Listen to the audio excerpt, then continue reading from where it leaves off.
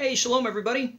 Just wanted to give a quick word in regards to this Passover season that we're entering into. Passover's coming up just right around the corner, and just want to talk to you about some of the preparation for Passover.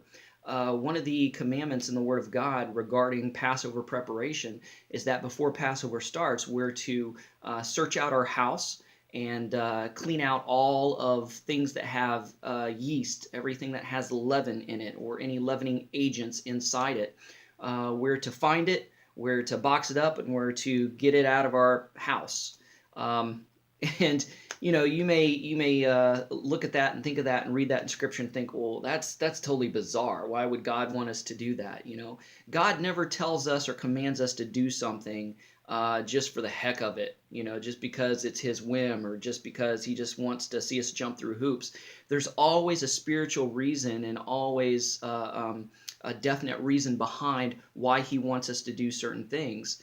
And when you think of the Passover season, most people think of the Passover lamb. They think about the Exodus from Egypt. They think about Yeshua, Jesus dying on the cross. And those would all be accurate, correct answers about what is Passover, right?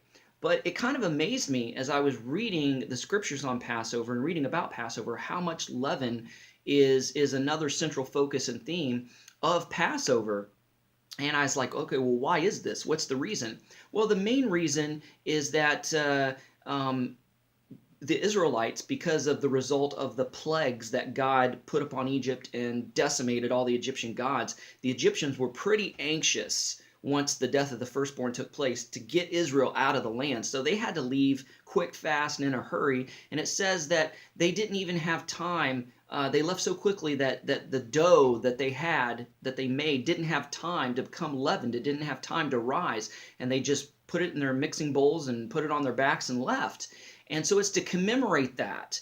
But there's a deeper, much more significant reason why we search our house for leaven and get rid of it before Passover, and why we don't eat anything with leaven in it during the 7 days of the Passover week and the Passover celebration. And that's because over and over and over in the scriptures, from the Torah, the Old Testament, from the books of Moses all the way to the Apostle Paul, talk about how leaven and how yeast is representatory of sin, how it represents sin. Why? Because yeast is a very powerful agent. Even the smallest amount of yeast can saturate and permeate an entire batch of dough. And the Apostle Paul said that. I think it was Galatians 5:9, I think, where it says, "A little leaven leaveneth the whole lump of dough." So it's like a cancer. It's like a virus. It's like a bacteria. It's like a disease.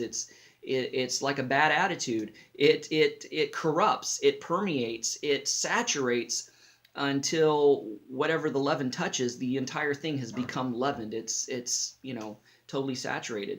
So that's what leaven represents.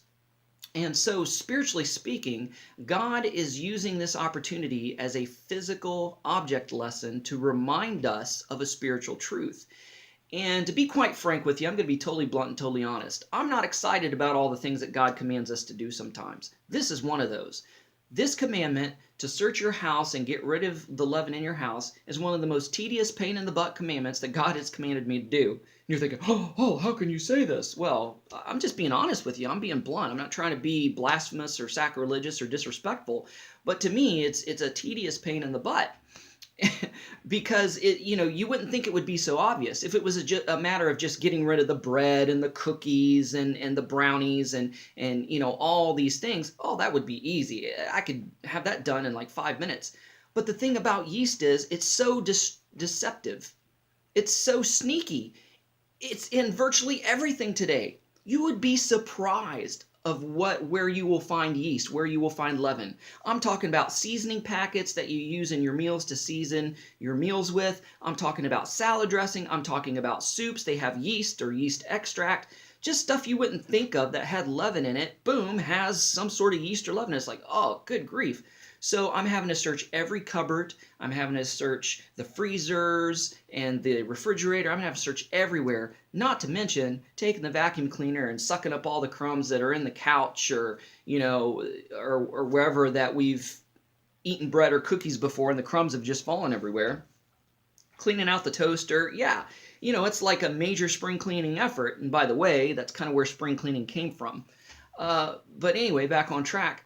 And it's to draw our focus inward. So as I'm cleaning out the cupboards and the cabinets and the refrigerator, I'm trying to look inside myself.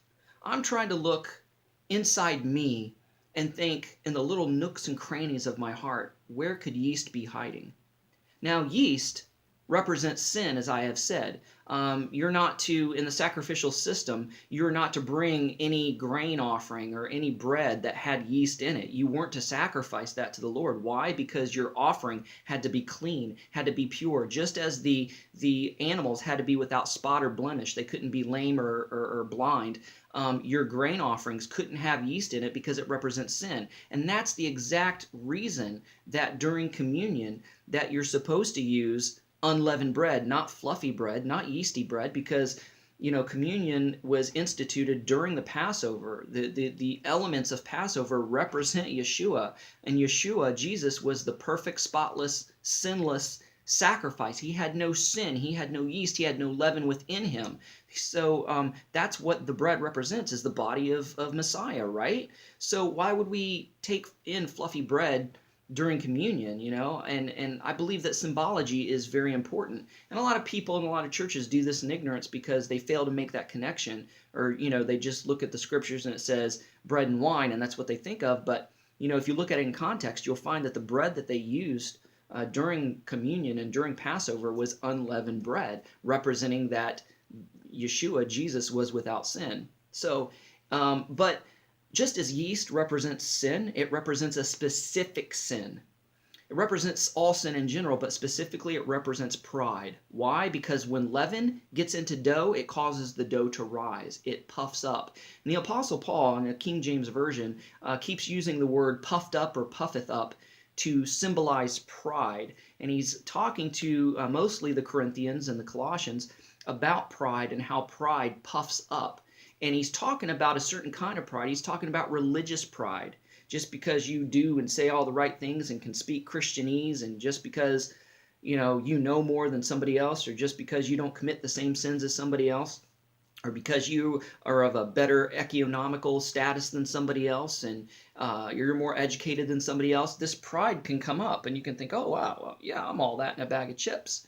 No, you're just full of yeast. You're just full of leaven. You're just full of yourself. You're full of pride. You're puffed up, because we as God's people are to be humble.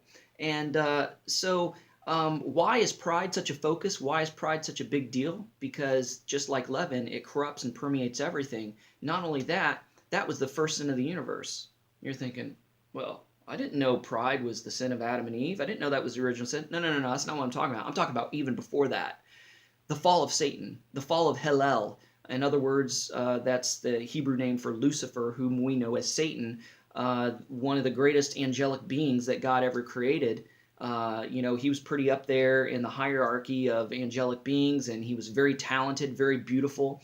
And if you read Isaiah 14, 12 through 20, it talks about Satan's pride, Lucifer's pride, that wells up in him, says, you know what?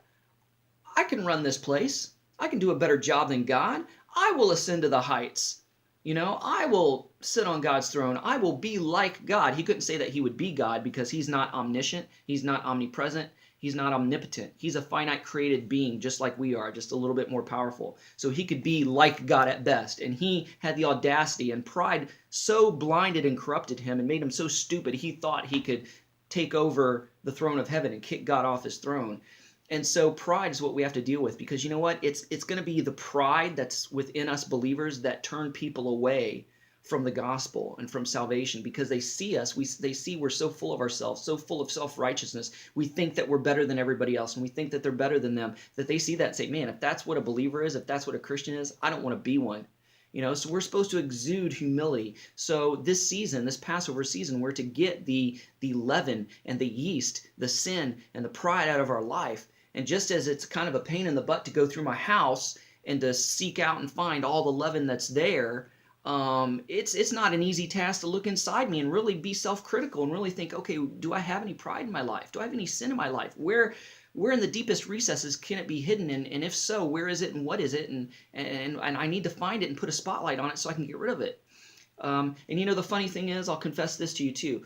I searched top to bottom of this house, and I tell you, 9 times out of 10 during the Passover season, during the Passover week, I will find something that I missed that had leaven in it. I'm like, oh man, oh my goodness. I don't freak out because, after we collect all the leaven, we say, to the best of our ability, to the best of my knowledge, I got rid of all the leaven, God. So, you're witness to that. But sometimes I still find some yeast that I missed. It might be in a frozen dinner. It might be in, some spice packet that fell behind the shelf or whatever. And I find it. And I'm like, oh, wow, I didn't realize that. It's the same in our life. Sometimes we can think that we're all clean and all pure and all the sin is gone and we have no sin to deal with in our life. And then lo and behold, God will say, you missed a spot over here. Take a look over there in your life, and that's pretty powerful. It's a pretty powerful thing. So God bless each and every one of you during this Passover season as you're searching out the leaven in your house and getting rid of it. I pray that you would just turn your hearts and your mind inward and do some spring cleaning on your life, and that God will reveal to you all the sin, especially the religious pride and the pride that's in your life, so you can confess it, sweep it out, get rid of it, get it out of your house, get it out of your territory, so you can go into this Passover celebration clean and pure. And also remember that Yeshua was our sinless, yeastless sacrifice. Love you guys. Shalom and Shavua Tov. See ya.